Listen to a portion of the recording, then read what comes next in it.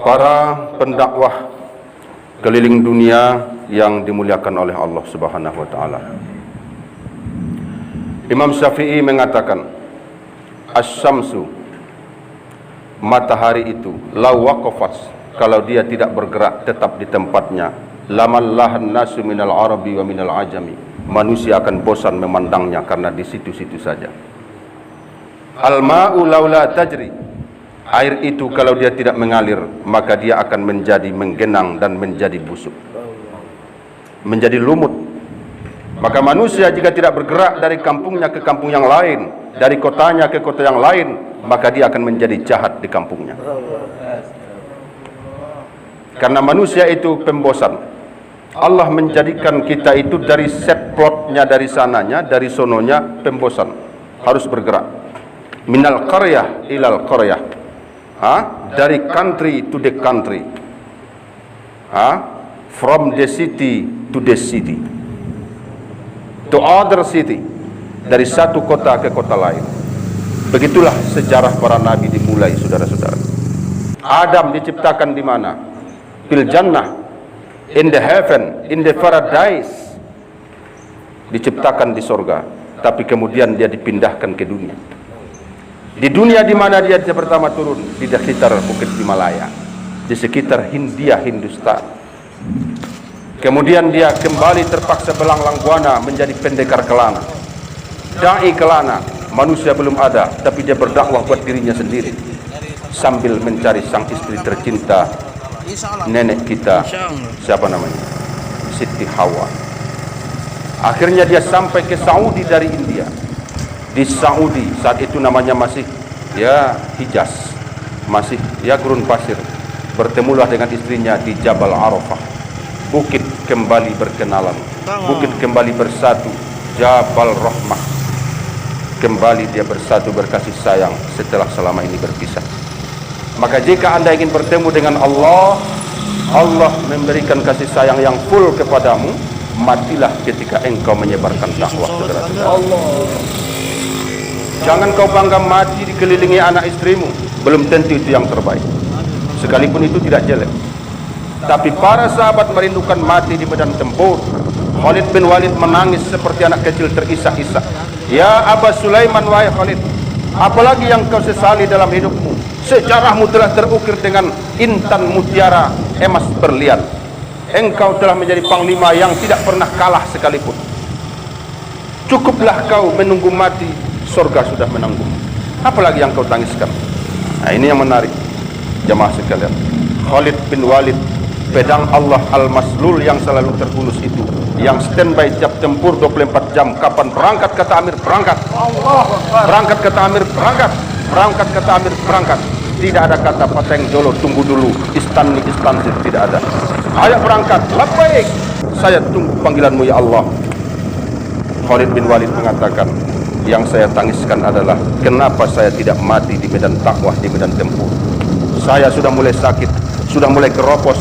Tampak-tampaknya, raso-rasonyo agama tidak tampil lalu mohon. Tidak pantas seorang singa mati di ranjang. Tidak pantas seorang pendekar yang selalu pedang terhunus mati di kasur. Berarti Allah belum menerima saya sehingga dia tidak layak menganggap saya memberikan piala trofi mati di medan tempur melawan orang kafir. Allah berarti kurang menerima saya. Sementara teman saya baru sekali ikut perang, syahid, diberi Allah piala penghargaan. Sebab syahid itu penghargaan. Saya berpuluh kali, saya panglimanya ikut perang, tidak juga diterima Allah. Saya takut karena dosa saya tak diberikan mati syahid.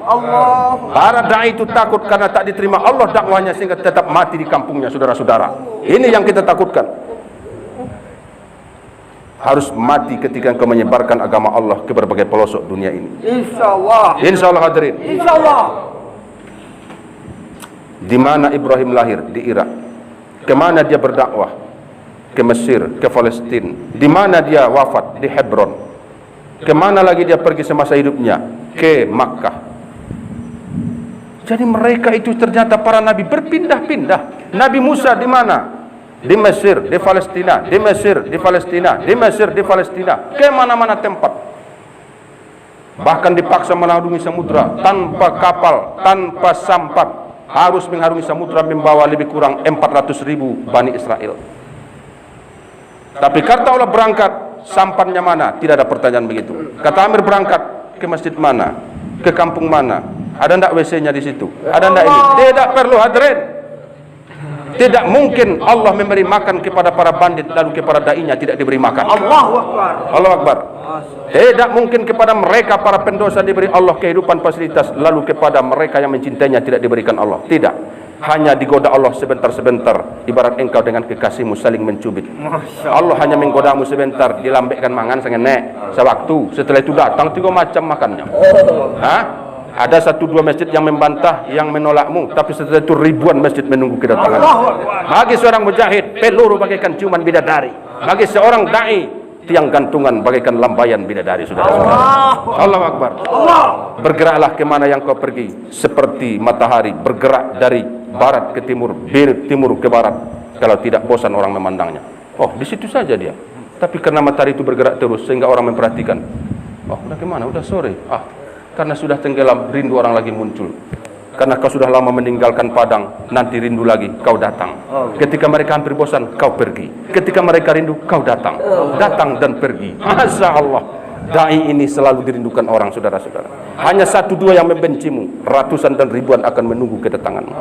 Hanya 1-2 masjid yang menolakmu, ribuan masjid menunggu kehadiranmu.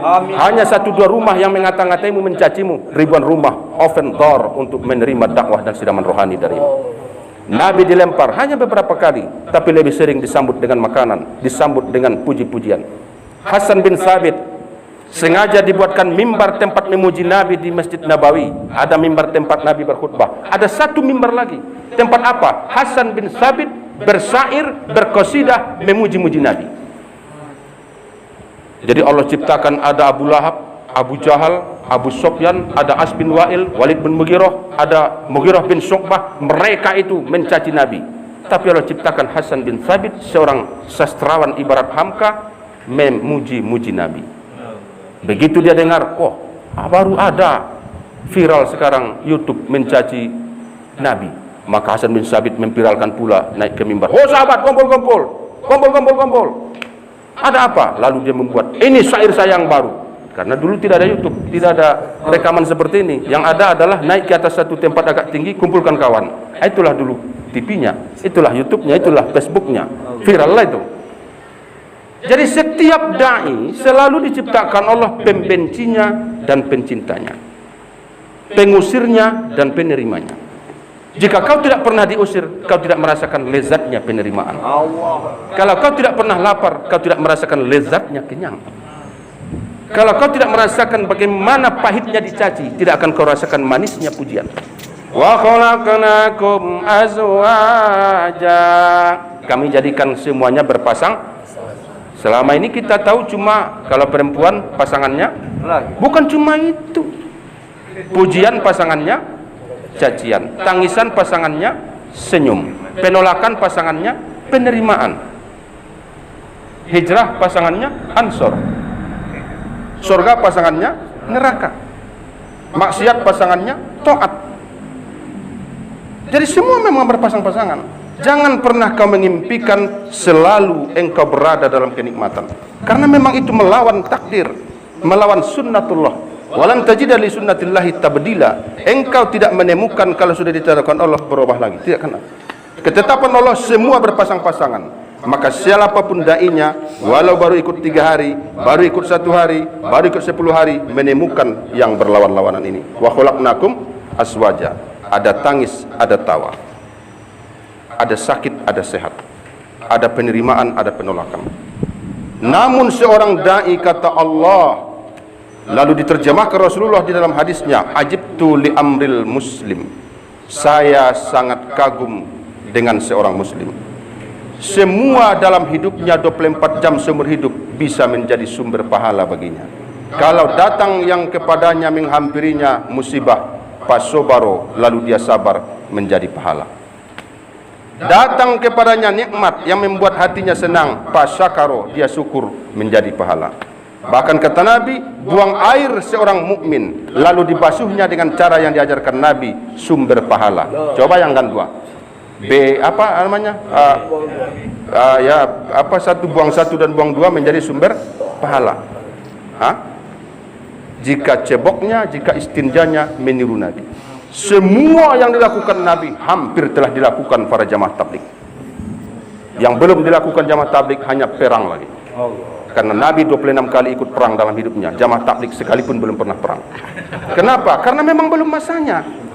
Tidak bisa kita paksakan perang belum masanya. Sebelum masanya, bisul itu meletus mapultak. Jangan pultakkan, jangan letuskan, karena sakitnya luar biasa. Jadi jangan minta-minta perang. Nanti kalau sudah masanya, muncullah zaman itu. Dan ketika itu datang, maka kerajinanmu perang seperti rajinmu menemui orang, door to door, country to the country, negara ke negara. Jangan nanti sekarang kau rajin kemana-mana, lalu datang perang, lalu kau berkurung. Ini namanya anti klimaks. Honda, Nabi kan mengajarkan senyum aja, kita ramah. Di masa perang, amal terbaik adalah perang. Di masa damai, amal terbaik adalah dakwah seperti ini. Karena tidak mungkin engkau lebih bijaksana dari Nabi. Sedangkan Nabi yang lebih santun, lebih tawadu, tetap terjadi perang, letupan-letupan di dalam hidupnya. Jadi jangan kau sangka kau lebih santun dari Nabi sehingga kau tidak mau perang. Insya Allah hadirin, apapun yang terjadi, apapun hal ihwal yang terjadi, para ahbab ilallah siap menerima dan mendengar titah daripada amirnya. Insya Allah. Maka niatkan dalam hatimu, kata Rasulullah, akan berdakwah seumur hidup. Maka semua amalmu walaupun umurmu 80 tahun dianggap kau beramal sampai dunia kiamat. Amin ya Allah. Jika kau niatkan mulai detik ini, saya akan berdakwah di jalanmu ya Allah sampai seumur hidup saya. Selama saya masih bisa menghirup ini oksigen, saya akan berdakwah. Ternyata 40 tahun lagi kau wafat, kau tetap dihitung berdakwah sampai dunia ini hancur oleh kiamat. Kata Rasulullah, siapa yang betul-betul bertekad akan mati syahid, rela mati syahid, nyawanya dikorbankan untuk agama, lalu dia betul-betul berniat putus 24 karat 100%, 1000%. Setelah niatnya putus, ternyata Allah takdirkan dia sakit gula mati, asam urat mati, kecelakaan mati, sakit perut mati.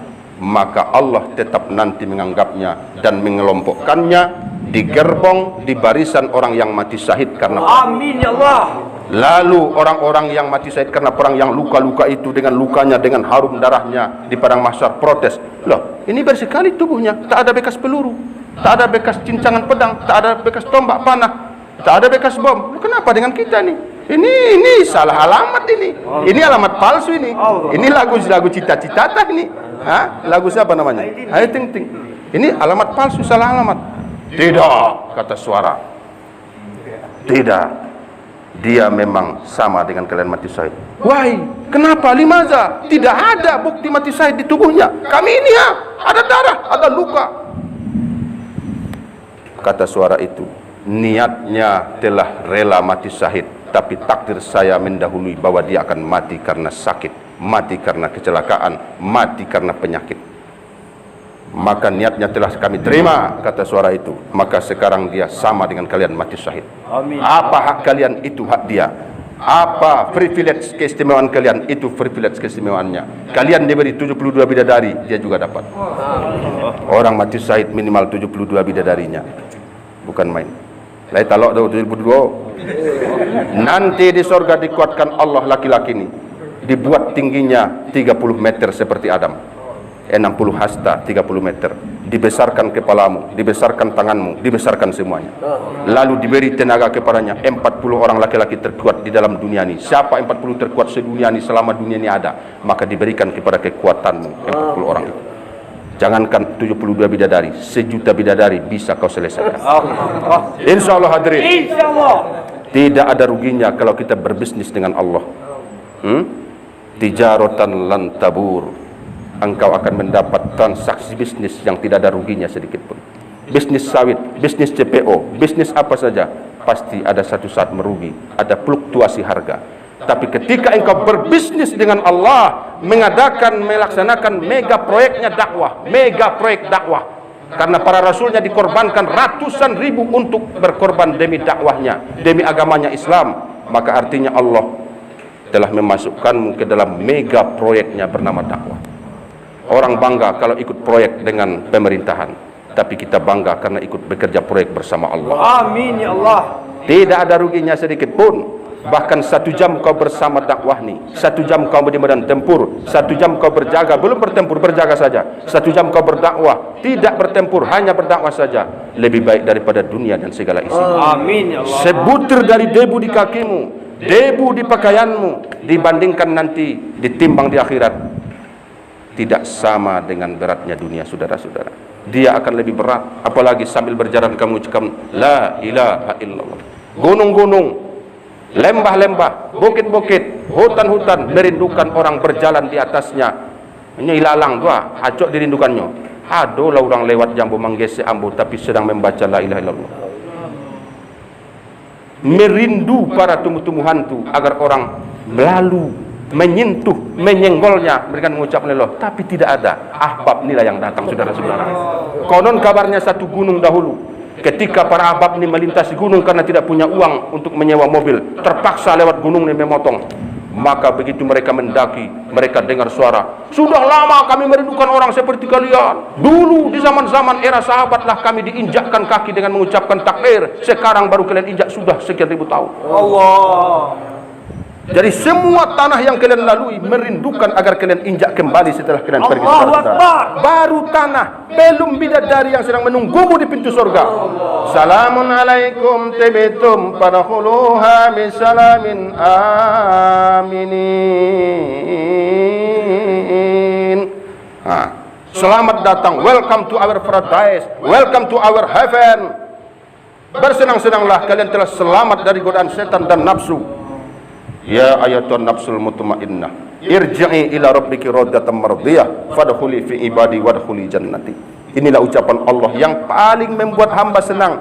Udkhuli jannati, masuklah ke surgaku. Fadkhuli fi ibadi, kamu sudah saya ponis, sudah saya akui, sudah saya klaim, sudah saya ketok palu, kamu betul-betul Abdullah. Karena itu fadkhuli fi jannati, masuklah ke surgaku. Amin. Masyaallah hadirin, ketika ridha Allah telah kau dapatkan, antara emas dengan tanah sama saja bagimu. Ketika ridha Allah telah kau dapatkan, antara sakit dengan sehat sama saja bagimu. Ditanyalah seorang ahbab, seorang dai, apa yang kau inginkan hari ini? Katanya, apa yang diberikan Allah padaku, itulah yang kuinginkan. Andainya dibuat Allah sakit, itulah yang kuinginkan. Andainya dibuat Allah sehat, itulah yang kuinginkan. Andainya kau miskin, itulah yang kuinginkan. Apakah kau mengangan-angankan sesuatu keinginanmu? Tidak ada lagi, nothing. Inilah makom ridha, makom mahabbat yang telah sampai kepadanya para nabi anbiya, para syuhada dan solihin, para anbiya, para tabi'in, para sahabat dan para ahbab-ahbab. Para masyayikh, para amir kita bisa saja telah sampai kepada itu, sehingga apapun cacian, berjuta orang mencacinya. Benar tidak itu? Benar. Maulana Sa'ad itu berjuta orang mencacinya, bahkan dipidatokan, divideokan, diutupkan. Tiada bergeming sedikit pun. Kenapa? Wa ibadur rahman, ada hamba-hamba Allah. Alladzina yamshuna 'alal ardi hauna, mereka berjalan di dunia dengan penuh tawaduk. Ringan, mudah tawaduk. Wa idza khatabahumul jahiluna qalu salama.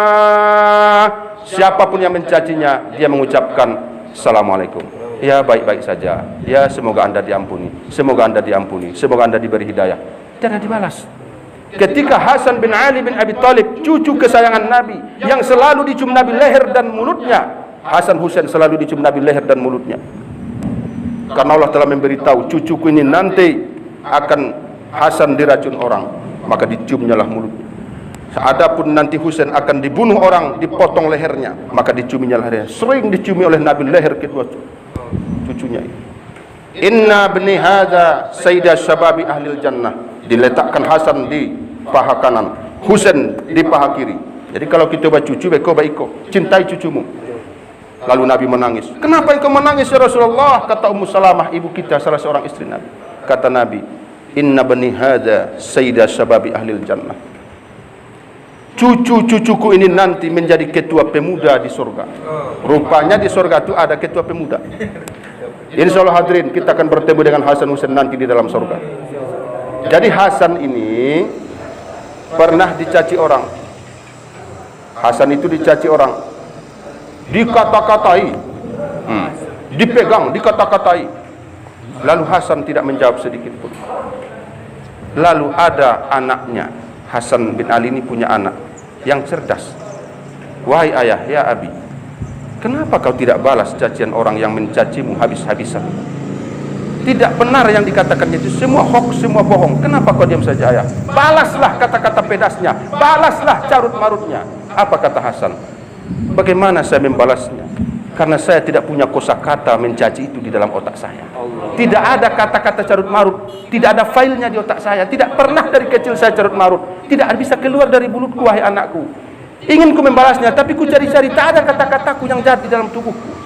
Inilah para ahbab, tidak ada kata-kata jahat dalam tubuhmu. Yang ada takbir, tahmid, tasbih, takdis, tahawul. Yang ada zikir, zikir, dakwah, dakwah, dakwah. Makanya engkau adalah hamba yang diridai Allah. Hadirin sekalian, insya Allah sampai kapanpun kita siap di dalam menapaki jejak langkah para nabi dan sahabat. Hadirin, Allahumma jalna sababal liman ihtada. Ya Allah, jadikanlah kami penyebab orang mendapat petunjuk. Allahumma jalna sababal liman ihtada. Jadikan kami menyebabkan satu negeri mendapat petunjuk. Wala taj'alna sababal lil balwa. Jangan jadikan kami sebab orang lain mendapat bala. Amin ya rabbal alamin. Insyaallah hadirin, hidup dan mati kita telah kita korbankan untuk Allah. Semoga Allah terima. Ya Allah, natawassalu ilaika binabiyika nabiyir rahmat Muhammadin sallallahu alaihi wasallam antaqabbal minna jami'a a'malina wa jami'a azkarina wa jami'a da'watina wa jami'a masyina wa jami'a afkarina lillahi ta'ala. Amin ya rabbal alamin. Assalamualaikum warahmatullahi wabarakatuh.